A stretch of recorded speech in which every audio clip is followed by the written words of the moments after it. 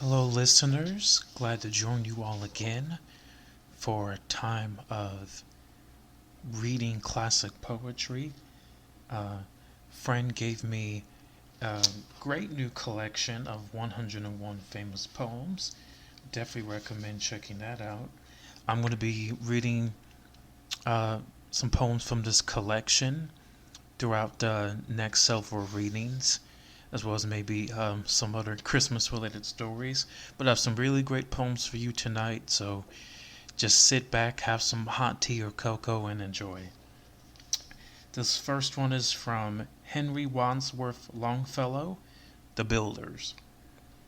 All are architects of fate, working in these walls of time, some with massive deeds and great, some with ornaments of rhyme. Nothing useless is, or low, each thing in its place is best, and what seems but idle show strengthens and supports the rest. For the structure that we raise, time is with materials filled, of todays and yesterdays, or the blocks with which we build. Truly shape and fashion these, leave no yawning gaps between. Think not because no man sees, such things will remain unseen. In the elder days of art, builders wrought with greatest care each minute and unseen part, for the gods see everywhere. Let us do our work as well, both the unseen and the seen.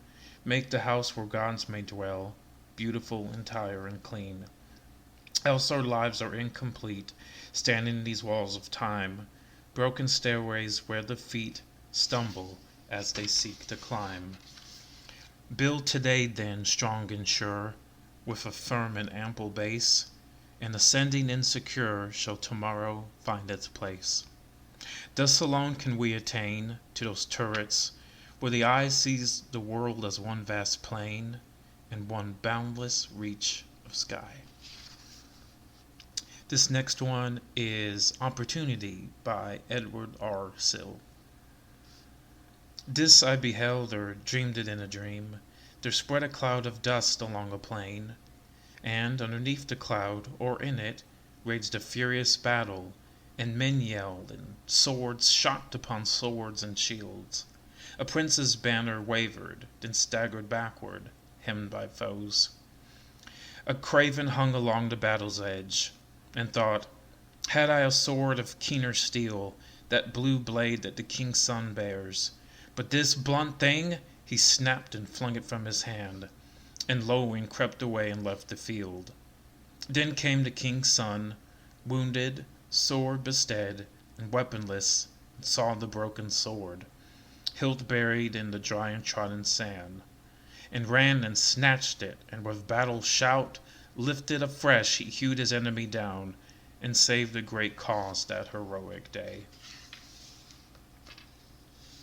This next one's from James Whitcomb Riley. Out to Old Aunt Mary's. Wasn't it pleasure, O brother mine, in those old days of the lost sunshine of youth, when the Saturday's chores were through, and the Sunday's wood in the kitchen too, and we went visiting, me and you, out to old Aunt Mary's? It all comes back so clear today, though I'm as bald as you are gray. Out by the barn lot and down the lane, we patter along in the dust again, as light as the tips of the drops of rain, out to old Aunt Mary's. We crossed the pasture and through the wood, where the old gray snag of the poplar stood, where the hammering redheads hopped awry, and the buzzard raised in the clearing sky, and lowed and circled as we went by, out to old Aunt Mary's. And then in the dust of the road again, and the teams we met, and the countrymen, and the long highway with sunshine spread, as thick as butter on country bread, our cares behind and our hearts ahead, out to old Aunt Mary's. Why, I see her now in the open door, where the little gourds grew up the sides, and over the clapboard roof, and her face, ah me, wasn't it good for a boy to see, and wasn't it good for a boy to be, out to old Aunt Mary's. The jelly, the jam, and the marmalade, and the cherry and quince preserves she made, and the sweet sour pickles of peach and pear, with cinnamon in 'em, and all things rare. And the more we ate was the more despair, out to old Aunt Mary's. In the old spring house in the cool green gloom of the willow trees in the cooler room, where the swinging shells and the crocks were kept, where the cream and the golden languor slept, where the waters gurgled and laughed and wept, out to old Aunt Mary's. And as many a time have you and I, barefoot boys in the days gone by, knelt and in tremulous ecstasies dipped our lips into sweets like these. Memory now is on her knees, out to old Aunt Mary's. And oh, my brother, so far away, this is to tell you she waits today to welcome us. Aunt Mary fell asleep this morning, whispering, "Tell the boys to come, and all is well, out to old Aunt Mary's."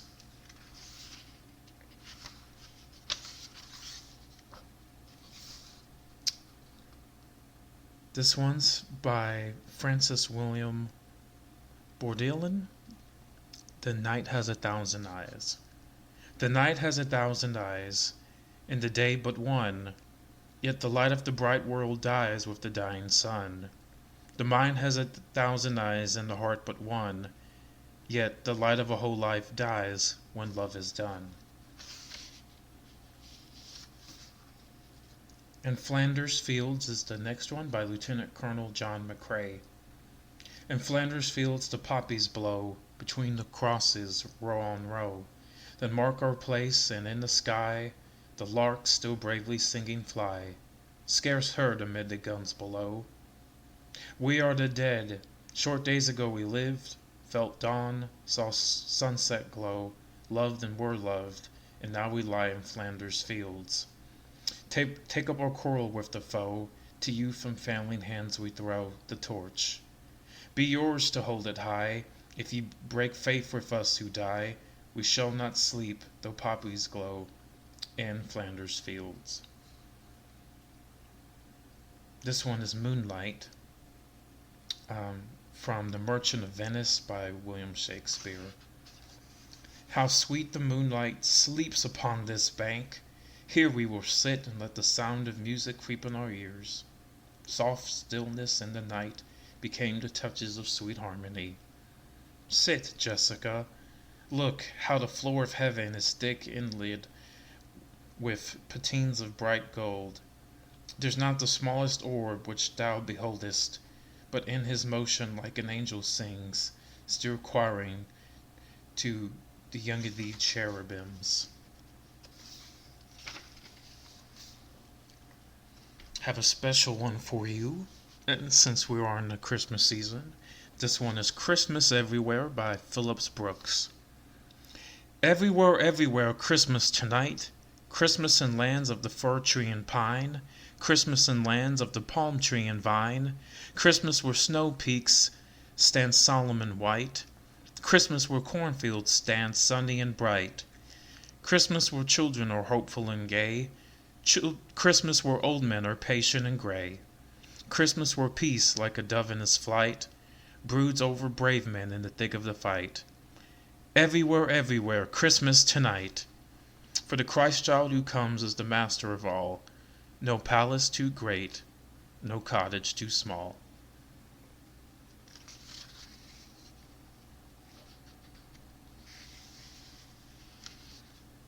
More wintry poem here. The Snowstorm by Ralph Waldo Emerson. Announced by all the trumpets of the sky, arrives the snow, and, driving o'er the fields, seems nowhere to alight. The whited air hides hills and woods, the river and the heaven, and veils the farmhouse at the garden's end. The sled and the traveler stopped, the courier's feet delayed, all friends shut out, the housemates sit around the radiant fireplace, and close to the tumultuous privacy of storm. Come, see the north wind's masonry, out of an unseen quarry evermore.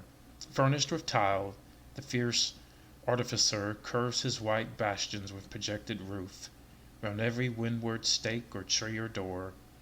Speeding the myriad-handed, his wild work so fanciful, so savage, Naught cares he for number or proportion. Mockingly on coop or kennel he hangs Parian reefs. A swan-like form invests a hidden thorn, hills up the farmer's lane from wall to wall, mark the farmer's sighs, and at the gate a tapering turret overtops the work. And when his hours are numbered, and the world is all his own, retiring as he were not, leaves when the sun appears. Astonished art to mimic in slow structures stone by stone, built in an age, the mad wind's night work, the frolic architecture of the snow. This next one is Home by Edgar A. Guest. It takes a heap o' livin' in a house to make it home, a heap o' sun and shadow, and ye sometimes have to roam, afore you really appreciate the things ye left behind, and hunger for 'em somehow, with 'em a less on your mind. It don't make any difference how rich you get to be, how much your chairs and tables cost, how great your luxury. It ain't home yet, though it be the palace of a king, until somehow your soul is sort of wrapped around everything. Home ain't a place that gold can buy or get up in a minute. For it's home, there's got to be a heap of living in it. Within the walls there got to be some babies born, and then right there you've got to bring 'em up to woman good and men. And gradually as time goes on you find you wouldn't part with anything they ever used. They've grown into your heart. The old high chairs, the playthings too, the little shoes they wore, ye hoard, and if you could you'd keep the thumb marks on the door. You've got to weep to make it home. You've got to sit and sigh, and watch beside a loved one's bed, and know that death is nigh. And in the stillness of the night see death's angel come, and close the eyes over her that smiled, and leave her sweet voice dumb. For these are scenes that grip the heart, and when your tears are dried, you find the home is dearer than it was, and sanctified.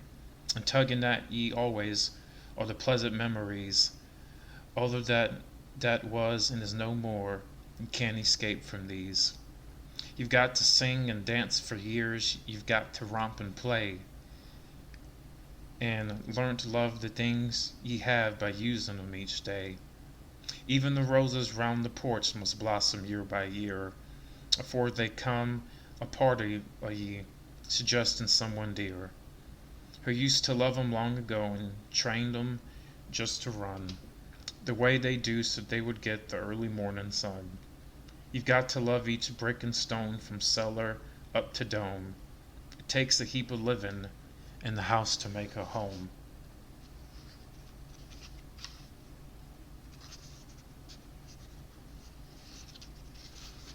This last one is from Robert Frost, Mending Wall. Something there is that doesn't love a wall, that sends the frozen ground swell under it, and spills the upper boulders in the sun, and makes gaps where even two can pass abreast. The work of hunters is another thing. I have come after them and made repair, where they have not left one stone on a stone, but they would have the rabbit out of hiding to please the yelping dogs. The gaps, I mean, no one has seen them made or heard them made, but at spring mending time we find them there. I let my neighbor know beyond the hill, and on a day we meet to walk the line and set the wall between us once again. We keep the wall between us as we go, to each the boulders that have fallen to each, and some are lows and some so newly balls, we have to use a spell to make them balance. Stay where you are until our backs are turned, we wear our fingers rust with handling them. Oh, just another kind of outdoor game, one on a side. It comes to little more. There, where it is, we do not need the wall. He is all pine and I am apple orchard. My apple trees will never get across and eat the cones under the pines, I tell him. He only says good fences make good neighbors. Spring is the mischief in me, and I wonder if I could ever put a notion in his head. Why do they make good neighbors? Isn't it where there are cows, but here there are no cows? Before I built a wall, I'd ask to know what I was walling in or walling out, and to whom I was like to give offense. Something there is that doesn't love a wall, that wants it down. I could say else to him, but it's not else exactly, and I'd rather he said it for himself. I see him there bringing a stone grasped firmly by the top in each hand, like an old stone savage armed. He moves in darkness as it seems, not of woods only in the shade of trees. He will not go behind his father's saying, and he likes having it thought of so well. He says again, good fences make good neighbors. Well, that was the poems for tonight. Had some great ones on tearing down, rebuilding, finding opportunity when it seems like things are down, Christmas time, snowstorms, and nighttime and being cozy. Uh, just from some of the all-time greats like Ralph Waldo Emerson and Henry Wadsworth Longfellow and William Shakespeare. I really look forward to bringing you so many more. Um, I know things continue to be pretty rough right now for so many, and just don't forget to give back some way in this holiday season. It's giving to your local food pantry, trying to volunteer in a soup kitchen, donating toys, or just calling someone maybe you haven't heard from in a while and checking on them, wishing them a Merry Christmas. Uh, do everything safely, but continue to do good. Um, we need to do it now more than ever. Everything going on, it's not an excuse to just sit by and not do anything. So keep doing good, and I hope you continue to have a very blessed holiday season. I will join you again soon.